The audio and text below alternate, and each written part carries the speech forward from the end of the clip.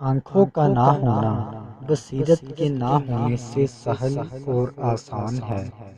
آنکھیں دلوں کی دیدار بان اور سفیر ہے، اور جھگڑا تمام برائیوں کا گھر ہے۔ عقل کی آفت تکبر اور خود بینی، اور کلام کی آفت دروغ گوئی ہے۔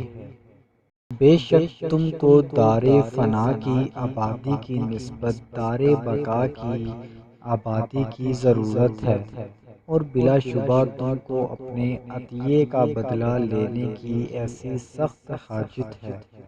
جو شخص دنیا کو آباد کرتا ہے اس کی آخرت خراب اور برباد ہو جاتی ہے، اور جو شخص اپنی آخرت کو آباد کرتا ہے اس کی سب امیدیں پوری ہو جاتی ہے۔ حضرت علی رضی اللہ تعالی عنہ نے فرمایا، ہر صبح جلدی اٹھ کر اپنا کام کاج میں مشغول ہو جایا کرو، سعادت پا جاؤ گے۔